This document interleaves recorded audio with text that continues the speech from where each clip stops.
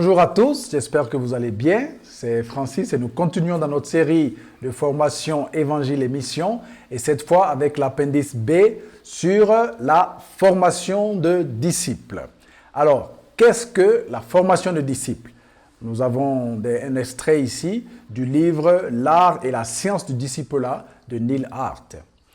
Alors, il peut être surprenant de savoir que si vous demandez à de nombreux responsables d'église aujourd'hui qu'est-ce que la formation de disciples ou le discipulat, vous obtiendrez toutes sortes de réponses différentes. Il s'agit d'un sujet dont on en parle, mais peu compris, c'est paradoxal, et aussi finalement peu pratiqué dans l'église. Donc, quelle est cette chose qu'on appelle la formation de disciples? Dans Matthieu 28, on voit ce que le Seigneur Jésus a dit. Et en s'inspirant de son commandement, on peut tirer quelques points sur qu'est-ce que la formation de disciples. Le point numéro 1, c'est aider les gens à bien suivre Jésus selon ce que la Bible nous enseigne. Le deuxième point, c'est créer dans la vie d'une personne un modèle d'obéissance quotidienne aux enseignements de Jésus. Troisième point, c'est être dans une relation honnête avec quelqu'un qui vous fait confiance pour lui dire la vérité biblique en l'aidant à sortir de ses schémas de péché et à adopter un style de vie sain qui honore Dieu. Quatrième point encore, on peut dire, la formation de disciples, c'est voir le potentiel de Dieu que chacun d'entre nous possède, appeler ce potentiel et le maintenir constamment devant eux jusqu'à ce qu'ils y croient vraiment. Cinquième point, c'est équiper quelqu'un en lui transmettant les dons du Saint-Esprit et en lui permettant d'entrer dans une vie de ministère efficace. On voit dans Matthieu 28 que Jésus charge ses disciples, eux et nous d'ailleurs, d'aller dans toutes les nations, c'est-à-dire en dehors du bâtiment de l'Église, pour trouver ceux qui ne sont pas encore comme nous et en faire des disciples. Dans le verset 20, on voit un élément caché à la vue de tous qui est très important.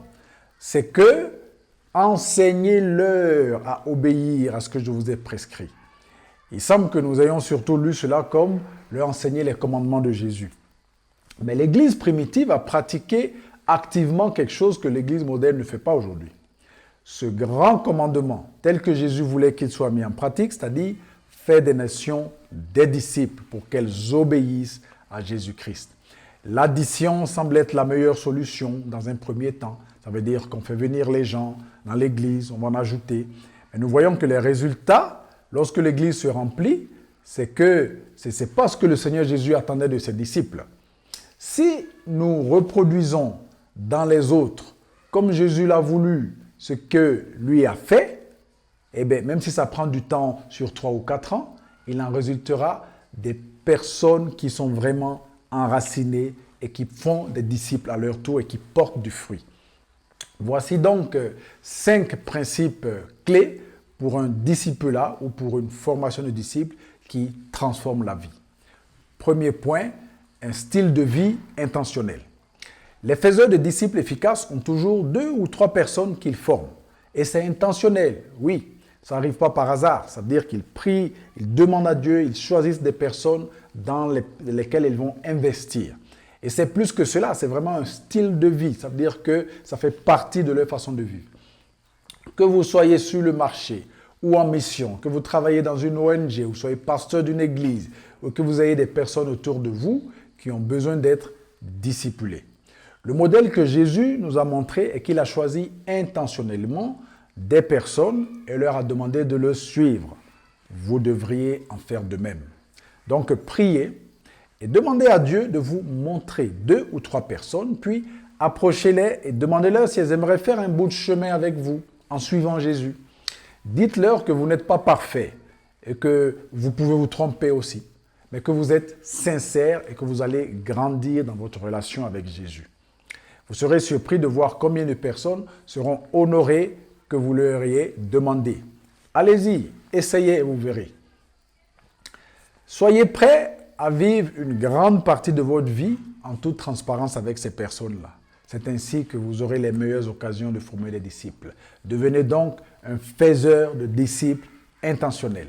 Et il est important aussi de noter les noms de ces personnes-là. Tout ce que vous inviteriez, prendre leur nom et prier régulièrement pour ces personnes. Le deuxième principe clé, on en avait parlé de 5, n'est-ce pas? Le deuxième, donc, c'est la redevabilité mutuelle. Qu'est-ce que c'est? La responsabilité mutuelle est un aspect important parce que lorsque je marche avec quelqu'un dans une relation de disciple, je m'assure que la personne sait que je veux être dans une relation mutuelle. Ça veut dire que j'attends d'eux qu'ils me rendent des comptes, tout comme j'en rends moi-même à cette personne. La responsabilité donc mutuelle permet de réaliser 3 choses importantes. La personne se sent en sécurité avec moi, sachant que je ne l'invite pas dans une relation hiérarchique à sens unique, parce qu'il ne s'agit pas d'être le patron ou de commander, mais c'est vraiment de relations où ça va dans les 2 sens, n'est-ce pas? On est plus vulnérable dans ce même contexte pour avancer. Ensuite, un bon disciple est un apprenant. Ça veut dire qu'on essaie de lui montrer l'exemple, le style de vie d'apprenant. On leur demande de parler dans notre vie, comme aussi on peut parler dans leur vie. Et c'est au travers de ce processus qu'on peut servir la personne, n'est-ce pas? Ensuite, un autre point important, c'est que je suis dans une position où la personne peut être libre de me parler et grandir en maturité aussi. Et de ce fait, on se protège, si on peut utiliser ce terme, les uns les autres, et il n'y a pas de suspicion, il n'y a pas de méfiance. Troisième point sur le discipulat efficace, c'est discipuler les gens vers Jésus-Christ. Et voici 3 façons dont nous faisons cela. Première façon, orienter les gens vers Jésus lui-même. Ça veut dire qu'on ne va pas les faire dépendre de nous, mais comme si on se mettait à côté pour les pointer vers le Seigneur Jésus. Et il ne faut pas encourager, on va dire, l'hypocrisie, mais toujours pointer les gens vers Christ, afin que Christ lui-même touche leur cœur et leur montre l'orientation. Nous voulons que les gens orientent leur cœur vers Jésus. Il s'agit d'une orientation intérieure, plutôt d'un comportement extérieur. L'intérieur influe toujours sur l'extérieur. La deuxième étape dans ce processus, c'est amener quelqu'un sur le chemin de l'obéissance au commandement de Jésus, en parlant de la repentance, du baptême, du don, de l'amour, etc. La troisième étape consiste à amener le disciple à faire d'autres disciples de Jésus. Parfois, des personnes qui ne suivent pas encore pleinement Jésus, mais qui aiment l'idée d'être comme lui, commencent à leur tour à orienter d'autres personnes vers Christ. Et vous voyez que même, ça n'a pas besoin d'être professionnel de la chose. Voilà, donc le 4e point dans la formation de disciple, c'est toujours donner une vision. Discipuler quelqu'un ou le faire un disciple, c'est l'aider à avoir une vision au-delà de lui-même, lui donner un rêve de service plus grand que juste les 4 murs de là où il est, mais voir le royaume de Dieu. Et nous vous encourageons donc à toujours faire ça, à donner cette vision large à vos disciples. Chaque occasion est une opportunité d'aider quelqu'un à voir plus grand, une plus grande perspective du royaume de Dieu. Une communauté perdue, une personne brisée, une personne qui a besoin d'aide dans son entourage, etc., etc. L'aider à voir au-delà.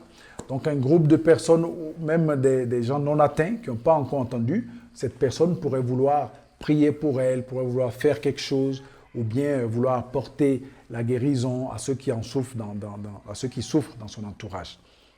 Souvent, les gens ne se donnent pas entièrement à Dieu parce que nous les divertissons avec le christianisme, au lieu de les inciter à obéir à l'appel de Dieu, au lieu de les pousser à ce que leur cœur s'ouvre pour être touché par les besoins des autres. Plus vous donnez une vision à vos disciples, plus ils seront expansifs, ils auront la perspective ouverte et repousseront les limites, repousseront les portes de l'enfer pour voir le royaume de Dieu venir sur la terre comme au ciel. Alors, prenez le temps d'écrire la vision que vous portez. Dernier point, le 5e dans cette phase, c'est passer beaucoup de temps sur les 4 amours. Qu'est-ce que c'est ces 4 amours? Eh bien, comment Dieu m'aime, c'est le numéro 1. Deuxième amour, comment je l'aime Dieu, c'est-à-dire comment j'aime Dieu en retour, n'est-ce pas? Troisièmement, comment nous nous aimons les uns les autres, en résultat de l'amour que Dieu a pour nous. Et finalement, 4e point, comment sommes-nous appelés à aimer ceux qui ne connaissent pas Jésus?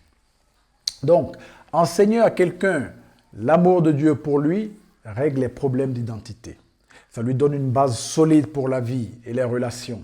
Et ça lui donne aussi la santé dans toutes les activités du ministère. Donc nous devons aider les gens à répondre à l'amour de Dieu en l'aimant en retour, de tout leur être. ce qui rend leur vie plus belle et plus contagieuse pour ceux qui sont à l'intérieur et à l'extérieur de l'Église. Donc, discipuler les gens ou former les disciples, c'est les entraîner à aimer leurs frères et sœurs dans l'Église, aimer leurs frères et sœurs hors de l'Église et utiliser même l'Église comme une plateforme pour faire briller la lumière de Jésus dans le monde. Nous devons tourner le cœur des disciples vers les perdus. Nous devons les aider à vivre une vie semblable à celle de Christ, en éteignant le monde pour que Jésus soit glorifié. Et ces 4 amours dont nous avons parlé plus haut sont le véritable tableau de bord et la mesure de la santé d'un disciple ou d'une église. C'est le moyen le plus facile de garder une perspective saine sur ce que Dieu nous a appelés à faire et de savoir si nous sommes en marche, en train d'obéir à Christ.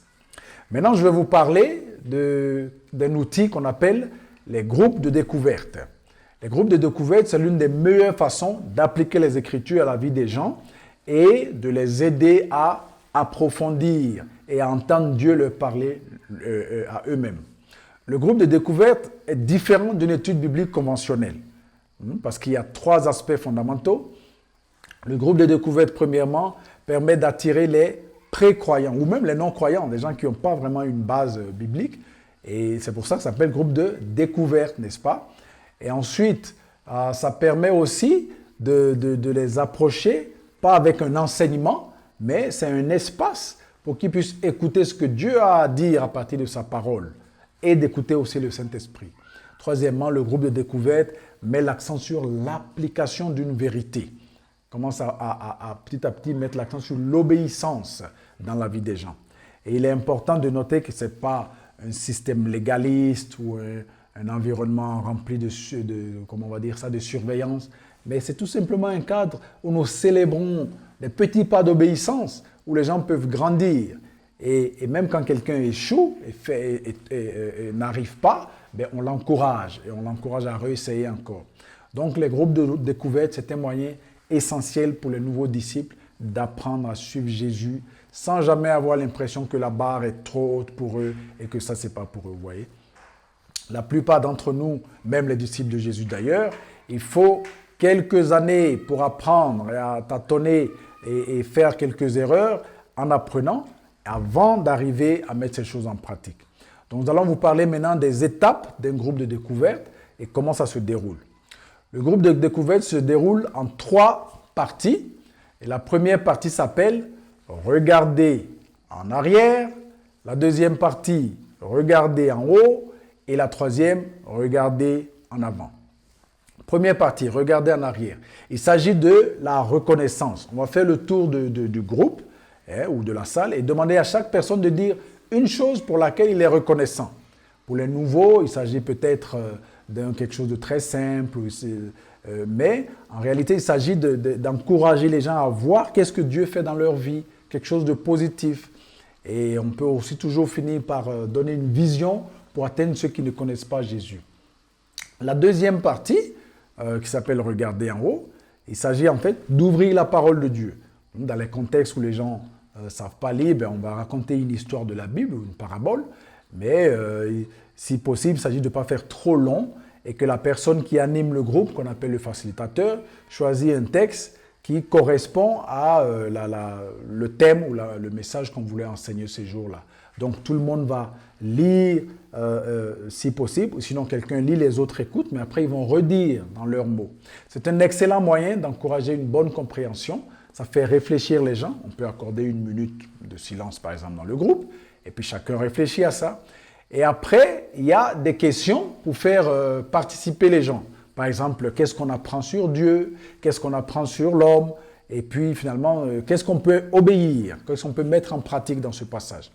Voilà. Et la troisième partie, donc, regarder en avant, c'est encourager chacun à dire qu'est-ce qu'il aimerait s'engager à faire. Vous voyez? C'est déjà une obéissance pratique. Donc on fait le tour et chacun dit, sur la base de ce verset, je vais m'engager à faire ci, je vais faire ci pour changer. Vous voyez? Et ensuite, on peut finir par prier les uns pour les autres, à encourager à ce que chacun compte sur l'aide du Saint-Esprit pour aller obéir à ce qu'il a décidé. Donc, ce n'est pas seulement pour les vieux, c'est pour les jeunes, c'est pour vraiment toutes les catégories et ça se fait dans une simplicité totale. Et l'un des meilleurs outils de formation de disciples, c'est effectivement ces groupes de découverte-là. Alors, revenons un peu, parce que je suis allé un peu rapidement dessus. Sur la deuxième partie, là, qui parle de la parole de Dieu, quand on finit de lire le passage. Donc, comme je l'ai dit tout à l'heure, la première question qu'on se pose après lecture du passage, qu'est-ce que ce passage ou cette histoire m'apprend sur Dieu, n'est-ce pas? Et puis, on fait le tour du cercle, on écoute les uns les autres. Et puis ensuite, la deuxième question, qu'est-ce que ce passage m'apprend sur l'homme ou sur l'humanité, n'est-ce pas? Et puis, finalement, troisième question, que dois-je faire? Est-ce qu'il y a quelque chose que je dois mettre en pratique ou obéir? Voilà, à la fin de ce passage. Voilà un peu de façon résumée les groupes de découverte qui sont un moyen très efficace.